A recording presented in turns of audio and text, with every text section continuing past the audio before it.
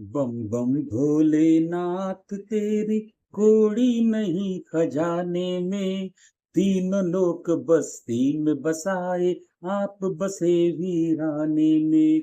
बम बम भोलेनाथ तेरी कोड़ी नहीं खजाने में, तीनों लोक बस्ती में बसाए, आप बसे वीराने में। आप बसे वीराने में, आप बसे वीराने में। बोल शंकर भगवान की जय, बोल दीनों के नाथ की जय, बोल दीन दयाल की जय। सभी का एक बार फिर पुनः स्वागत है आज इस समागम में, सत्संग में, इस कथा में, वाचन में, श्रवण में, संकीर्तन में। हमारा जो शिव महापुराण का वाचन और श्रवण चल रहा है आपके और हमारे बीच। आज शिव पुराण का हमारा जो रुद्र संहिता का प्रकरण चल रहा है, खंड द्वितीय, जिसको हम सती प्रकरण के नाम से भी जानते हैं। आज इसका 16वां अध्याय आरंभ हो रहा है।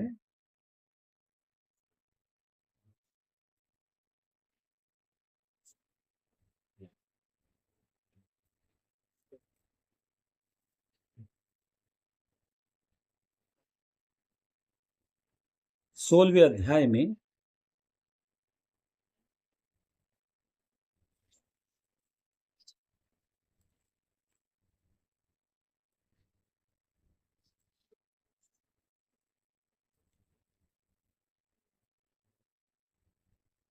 ब्रह्मा जी का रुद्रदेव से सती के साथ विवाह करने का अनुरोध, श्री विष्णु द्वारा अनुमोदन और श्री रुद्र की इसके लिए स्वीकृति।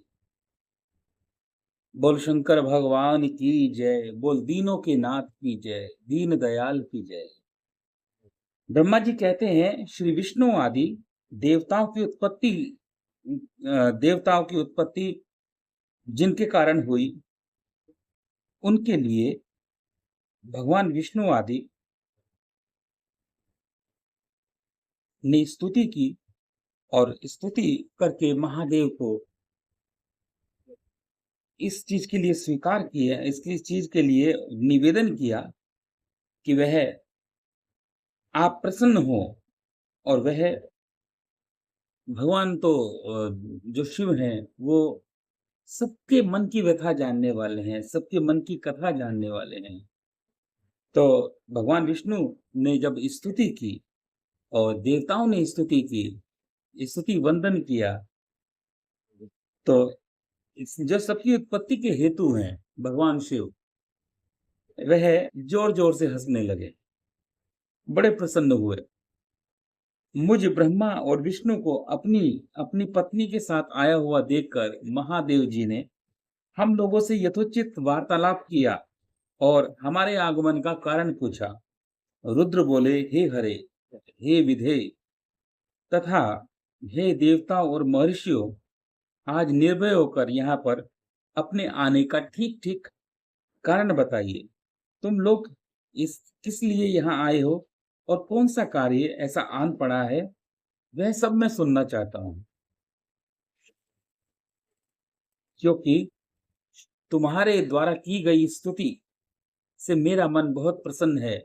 मुने महादेव जी के इस प्रकार पूछने पर भगवान विष्णु की आज्ञा से मैंने वार्तालाप आरंभ किया।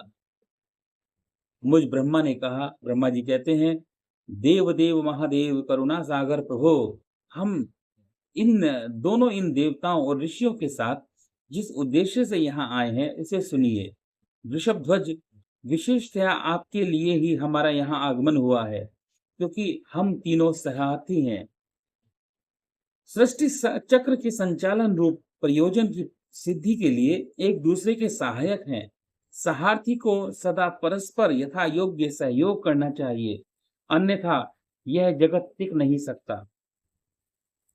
महेश्वर, कुछ ऐसे असुर उत्पन्न होंगे जो मेरे हाथ से मारे जाएंगे, कुछ भगवान विष्णु के और कुछ आपके हाथों से नष्ट होंगे। महाप्रभु कुछ असुर ऐसे भी होंगे जो आपके वीर्य से उत्पन्न होंगे। जो कि आपके पुत्रों के हाथों से मारे जाएँगे। प्रभु, कोई कभी कोई विरले ही असुर ऐसे होंगे जो माया के हाथों द्वारा वध को प्राप्त होंगे। आप भगवान शंकर की कृपा से देवताओं को सदा उत्तम सुख प्राप्त होगा। घोर असुरों का विनाश करके आप जगत को सदा स्वास्थ्य एवं अभय प्रदान करेंगे। अथवा यह भी संभव है कि आपके हाथों से कोई भी असुर न मारा जाए, क्योंकि आप सदा योग युक्त रहते हुए राग द्वेष से रहित तथा एकमात्र दया करने में ही लगे रहते हैं। हे प्रभु, हे ईश, यदि वे असुर भी आराधित हों, आपकी दया अनुग्रहित होते रहें, तो सृष्टि और पालन का कार्य कैसे चल सकता है? अतः वृषभध्वज, आपको प्रतिदिन सृष्टि के आदि के उपयुक्त कार्य करने के लिए उद्यत रहना चाहिए। यदि सृष्टि, पालन और संहार रूप कर्म करने हो, तब तो हमने माया से जो भिन्न-भिन्न शरीर धारण किए हैं, उनकी कोई उपयोगिता अथवा औचित्य ही नहीं है। वास्तव में हम तीनों एक ही हैं। कार्य के भेद से भिन्न-भिन्न देह धारण करके स्थित हैं। यदि कार्य न सिद्ध हो, तब तो हमारे रूप भेद का कोई प्रयोजन ही नहीं। हे देव, एक ही परमात्मा परमेश्वर 3 स्वरूपों में अभिव्यक्त हुए हैं। इस रूप भेद में उनकी माया अपनी माया का ही कारण है। वास्तव में प्रभु स्वतंत्र हैं। वे लीला के उद्देश्य से ही ये सृष्टि आदि कार्य करते हैं। भगवान श्री हरि उनके बाएं अंग से प्रकट हुए हैं। मैं ब्रह्मा उनके दाएं अंग से प्रकट हुआ हूँ, और आप रुद्रदेव उन सदाशिव के हृदय से आविर्भूत हुए हैं। अतः आप ही शिव पूर्ण रूप है। प्रभु, इस प्रकार अभिन्न होते हुए भी हम तीनों रूपों में प्रकट हुए हैं। सनातन देव, हम तीनों उन्हीं भगवान सदाशिव और शिवा के पुत्र हैं। इस यथार्थ तत्व का आप हृदय से अनुभव कीजिए। प्रभु, मैं और श्री विष्णु आपके आदेश से प्रसन्नता पूर्वक लोक की सृष्टि और पालन के कार्य कर रहे हैं, तथा कार्य कारणवश सपत्नीक भी हो गए हैं। अतः आप भी विश्व हित के लिए तथा देवताओं को सुख पहुंचाने के लिए एक परम सुंदरी रमणी को अपनी पत्नी बनाने के लिए ग्रहण करें। महेश्वर, एक बात और है, उसे सुनिए। मुझे पहले के वृतांत का स्मरण हो आया है। पूर्व काल में आपने ही शिव रूप से जो बात हमारे सामने कही थी, वही इस समय सुना रहा हूँ। आपने कहा था, ब्राह्मण, मेरा ऐसा ही उत्तम रूप तुम्हारे अंग विशेष ललाट से प्रकट होगा, जिसकी लोक में रुद्र नाम से प्रसिद्धि होगी। तुम ब्रह्मा सृष्टि करता हो गए, श्री हरि जगत का पालन करने वाले हुए, और मैं सगुण होकर, रुद्र रूप होकर इस संसार का संहार करने वाला होऊंगा। एक स्त्री के साथ विवाह करके लोगों के उत्तम कार्य की सिद्धि करूंगा। आपने अपनी कही हुई बात, इस बात को याद रख करके आप अपनी ही पूर्व प्रतिज्ञा को पूर्ण कीजिए। स्वामिन, आपका यह आदेश है कि मैं सृष्टि करूं, हरि पालन करें, और आप स्वयं संहार हेतु बनकर प्रकट हों। सो आप साक्षात शिव ही संहारकर्ता के रूप में प्रकट हुए हैं। आपके बिना हम दोनों अपना अपना कार्य करने में समर्थ नहीं हैं। अतः आप एक ऐसी कामनी को स्वीकार करें जो लोकहित के कार्य में तत्पर हो। हे शंभो, जैसे लक्ष्मी भगवान विष्णु की और सावित्री मेरी सहधर्मिणी है, उसी प्रकार आप इस समय अपनी जीवन सहचरी प्राणवल्लभा को ग्रहण करें। मेरी यह बात सुनकर लोकेश्वर महादेव जी के मुख पर मुस्कुराहट दौड़ गई। वे श्रीहरि के सामने मुझसे इस प्रकार बोले। ईश्वर ने कहा, महादेव वाचा, ब्रह्मन हरे, तुम दोनों मुझे सदा ही अत्यंत प्रिय हो। तुम दोनों को देखकर मुझे बड़ा आनंद मिलता है। तुम लोग समस्त देवताओं में श्रेष्ठ तथा त्रिलोकी के स्वामी हो। लोकहित के कार्य में मन लगाए रहने वाले तुम दोनों का वचन मेरी दृष्टि में अत्यंत गौरवपूर्ण है। किंतु सुरश्रेष्ठ गण, मेरे लिए विवाह करना उचित नहीं होगा, क्योंकि मैं तपस्या में संलग्न रहकर सदा संसार से विरक्त ही रहता हूँ और योगी रूप में मेरी प्रसिद्धि है। जो निवृत्ति के सुंदर मार्ग पर स्थित है, अपने आत्मा में ही रमण करता हूँ, आनंद मानता हूँ, निरंजन माया से निर्लिप्त है, जिसका शरीर अवधूत है, जो ज्ञानी है, दिगंबर है, आत्मदर्शी है, कामना से शून्य है, जिसके मन में कोई विकार नहीं है और जो भोगों से दूर रहता है, तथा जो सदा अपवित्र और अमंगल वेशधारी है, उसे संसार में कामनी से क्या प्रयोजन है? यह इस समय मुझे बताओ तो सही।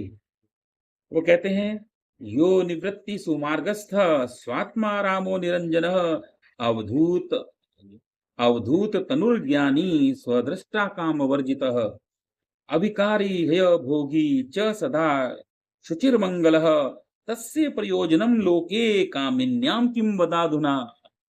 तो इसका प्रयोजन क्या है? मुझे तो सदा केवल योग में लगे रहने पर आनंद आता है। ज्ञानहीन पुरुष ही योग को छोड़कर भोग को अधिक महत्व देते हैं। संसार में विवाह करना पराये बंधन में बंधना है। इसे बहुत बड़ा बंधन समझना चाहिए। इसलिए मैं सत्य सत्य कहता हूँ, विवाह के लिए मेरे मन में थोड़ी सी भी अभिरुचि नहीं है। आ, आत्मा ही अपना उत्तम अर्थ या स्वार्थ है। इसका भलीभांति चिंतन करने के कारण मेरी लौकिक स्वार्थ में प्रवृत्ति नहीं होती है। तथापि जगत के हित के लिए तुमने जो कहा है, मैं उसे करूंगा।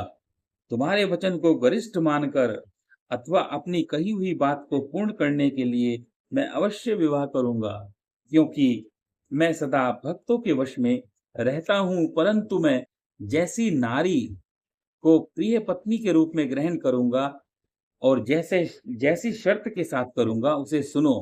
भरे ब्राह्मण, मैं जो कुछ कहता हूँ वह सर्वथा उचित ही है। जो नारी मेरे तेज को विभाग पूर्वक ग्रहण कर सके, जो योगिनी तथा इच्छा अनुसार रूप धारण कर सके, उसी को तुम मेरी पत्नी बनवाने के लिए मुझे बताओ कि इस सृष्टि में कौन ऐसा है। जब मैं योग में तत्पर रहूं, तब उसे भी योगिनी बनकर रहना पड़े, और जब मैं कामासक्त हूं, तो उसे भी कामनी के रूप में ही मेरे पास रहना होगा।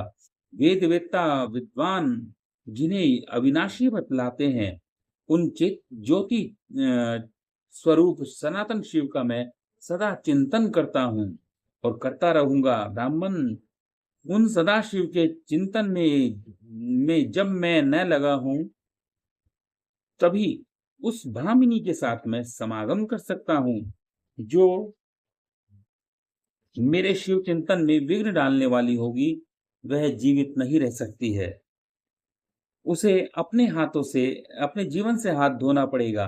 तुम विष्णु और मैं तीनों ही ब्रह्म स्वरूप शिव के अंशभूत हैं।